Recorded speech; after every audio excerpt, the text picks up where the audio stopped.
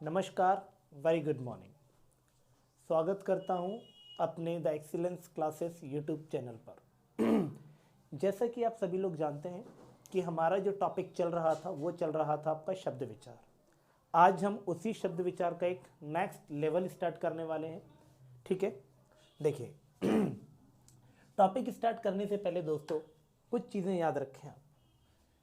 पहली चीज़ तो ये है कि इस चैनल को आप लाइक करें, सब्सक्राइब करें, कमेंट करें, शेयर करें, दोस्तों तक फैलाएं आप, ताकि ये सारी की सारी इन्फॉर्मेशन उन्हें भी मिल सके। आज हम बहुत महत्वपूर्ण टॉपिक डिस्कस करने वाले हैं दोस्तों, याद रखिएगा इस चीज़ को, ठीक है। और आप देखिएगा कि आपको उसमें कितना आता और कितना नहीं आता। देखिए, आज हम शब्द विचार में एक टॉपिक होता है दोस्तों आपका शब्द भेद। अगर पूछा जाए कि शब्द भेद या फिर शब्द के रूप, सॉरी शब्द भेद तो चल ही रहे थे, यहां पर शब्द रूप आएगा। क्या आएगा दोस्तों? शब्द रूप। शब्द के रूप कितने होते हैं तो दोस्तों याद रखिएगा दो। एक होता है विकारी शब्द और एक होता है अविकारी शब्द।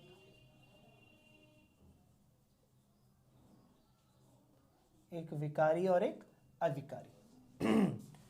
ठीक है, याद रखिएगा इसी विकारी का जो दूसरा नाम है वो है व्यय, और इस अविकारी शब्दों को हम कहते हैं अव्यय। Is it clear guys? ये हो गया हमारा विकारी, ये हो गया अविकारी। शब्द के कितने रूप हैं? दो, विकारी और अविकारी। अगर मैं बात करूं विकारी शब्दों की तो दोस्तों याद रखिएगा वे शब्द जिन्हें हम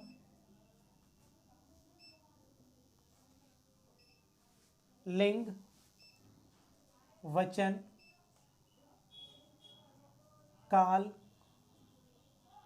या कारक के आधार पर बदल सकते हैं।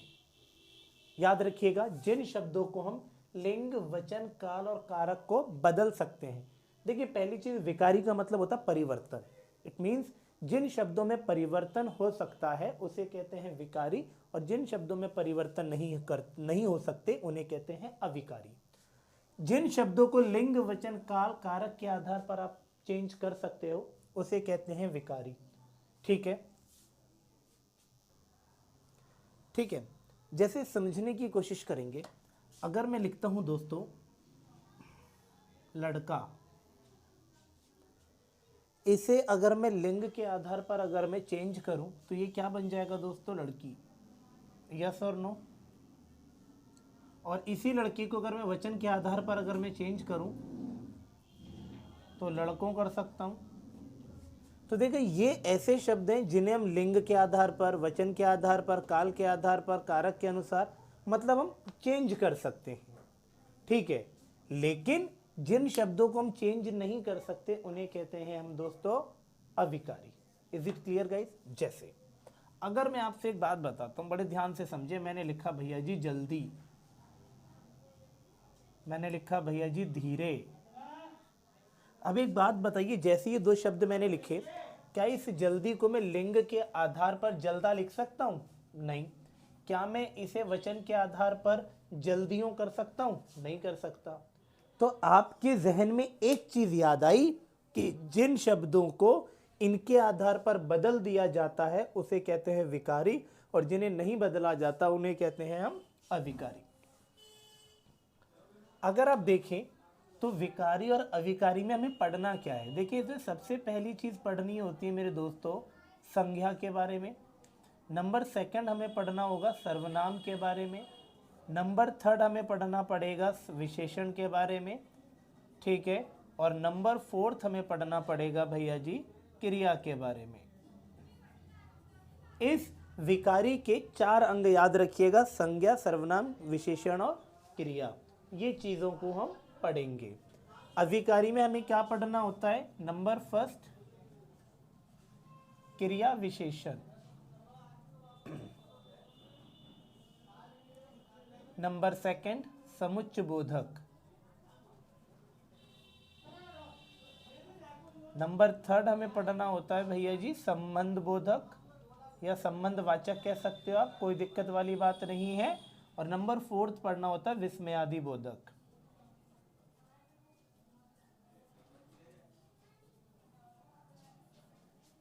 क्लियर है? ये सारी की सारी चीजें हमें पढ़नी पड़ती हैं। ठीक, अब हम बात करते हैं यहां से क्वेश्चंस कैसे आता है। देखिए, पहली चीज याद रखिएगा कि आपको इनमें से ये 3 विकल्प दे देगा, एक विकल्प दे देगा ये। Is it clear guys? तो पूछेगा कि बताइए निम्न विकल्प में से विकारी शब्द नहीं है, तो कौन सा नहीं है? जो तीसरा चौथा विकल्प रहेगा वो वाला। ठीक है, तो अब हम स्टार्ट करने वाले हैं संज्ञा को। तो जरा संज्ञा के बारे में पढ़ेंगे आज हम। ठीक है दोस्तों,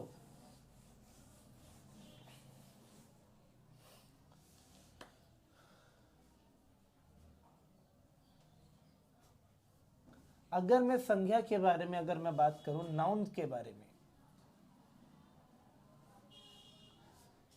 ऐसे शब्द, देखिए बचपन से आप इन सभी की डेफिनेशंस तो पढ़ते आए रहे हैं, इसमें कोई दो राय नहीं है। लेकिन एक चीज मैं कंफर्म कर देता हूं मैं आप लोगों को कि संज्ञा ऐसे शब्द, यानी कि जो शब्द किसी व्यक्ति विशेष, प्राणी, स्थान आदि का बोध कराता है, उन शब्दों को हम संज्ञा कहते हैं। अगर आप किसी का नाम ले लेते हैं, जैसे कि आप बोलते हो ना, बचपन से आप लोग पढ़ते आए हैं, हमने कहा कि किसी व्यक्ति का नाम, किसी स्थान का नाम को हम संज्ञा कहते हैं, तो वो पार्टिकुलर हमारी प्रॉपर नाउन हो जाती है।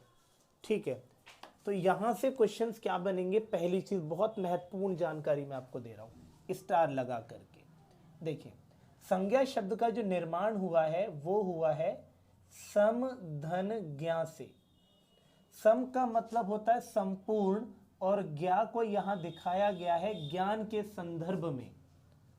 तो संपूर्ण ज्ञान ही क्या कहलाता है दोस्त मेरा? संज्ञा कहलाता है। हाँ या ना?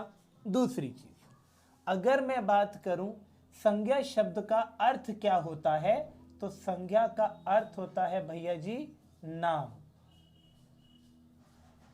क्या होता है? नाम होता है। क्लियर है दोस्तों? अब देखें हम क्या पढ़ेंगे इसमें। इसके संदर्भ में हम ये पढ़ते हैं पहली चीज कि जो संज्ञा है हमारी, ठीक है, बहुत अच्छी जानकारी दे रहा हूं, बड़े आराम से और धीरे धीरे पढ़ेंगे हम इस चीज को। हमें पता चल गया संज्ञा का अर्थ क्या होता है, नाम। हमें पता चल गया संज्ञा शब्द का निर्माण किन शब्दों को मिलाकर हुआ है, सम धन ज्ञा से। सम का मतलब होता है संपूर्ण, ज्ञा का मतलब होता है ज्ञान। Is it clear guys? दूसरी चीज, अगर हम बात करते हैं कि उत्पत्ति के आधार पर, नॉट उत्पत्ति, मैं ये कह सकता हूं मुख्य रूप से,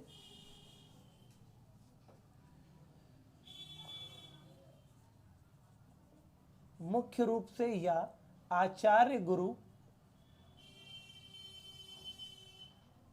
कामता प्रसाद के अनुसार संज्ञाएं कितनी होती हैं? तो याद रखिएगा दोस्तों, 3 होती हैं।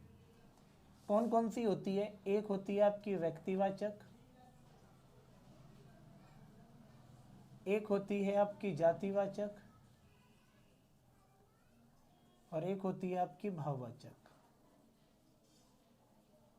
ये किसके आधार पर हैं? ये मुख्य रूप से संज्ञाएं कितनी है या कामता प्रसाद के अनुसार कितनी है? 3। अगर मैं बात करता हूं आपसे, अगर पूछा जाए संज्ञा के भेद कितने हैं, संज्ञा के भेद कितने हैं, तो संज्ञा के भेद होते हैं 5। नंबर फर्स्ट अगर मैं बात करूं व्यक्तिवाचक, जातिवाचक,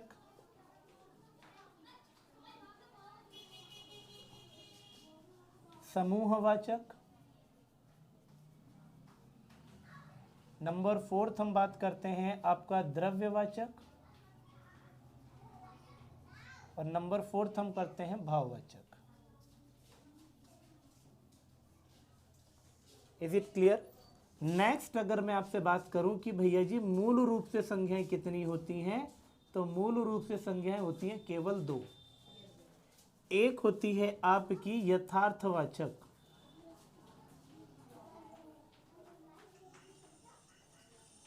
यथार्थवाचक, और एक होती है आपकी भाववाचक।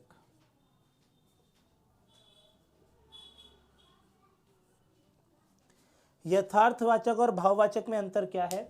देखें, ऐसी संज्ञाएं जो हमें हमारी आंखों से दिखती है, जो संज्ञाएं हमें हमारी आंखों से दिखती हैं वो सब जाएंगी यथार्थवाचक में, और जिन्हें हम सिर्फ केवल और केवल महसूस कर सकते हैं, फील कर सकते हैं, वो जाएंगी हमारी भाववाचक में।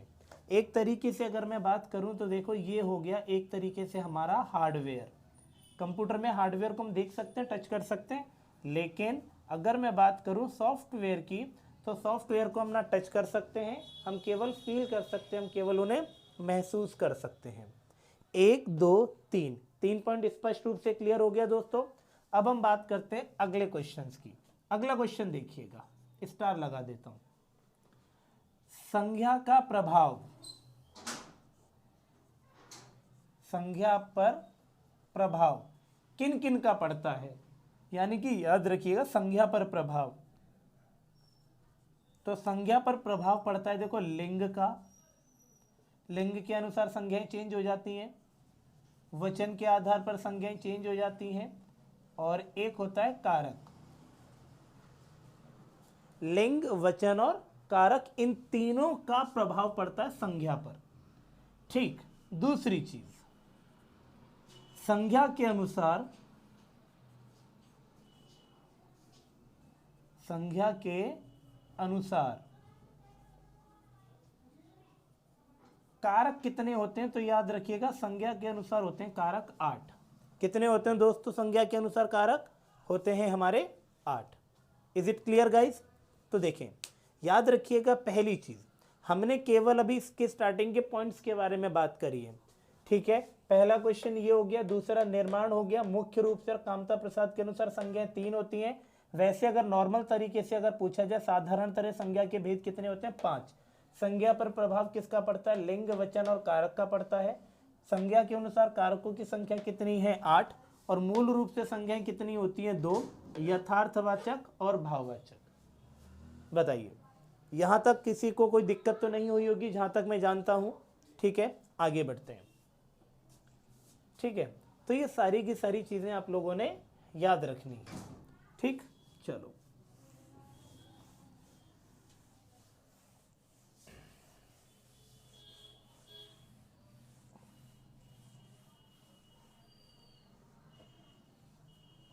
एक चीज और, अब हम बात करने वाले हैं जो संज्ञाएं होती हैं 5, वो लिख देता हूं। पहली देखें, एक में लिख देता हूं व्यक्तिवाचक, एक होती है आपकी जातिवाचक,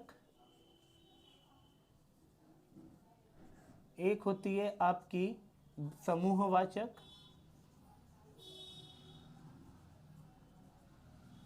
और एक होती है आपकी द्रव्यवाचक, और एक होती है आपकी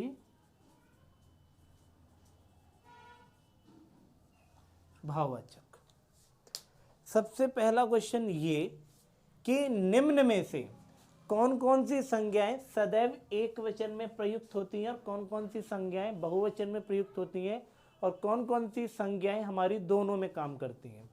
तो याद रखिएगा, देखें, जो व्यक्तिवाचक संज्ञा है वो सदैव हमेशा एक वचन में काम करेगी। किस में काम करेगी?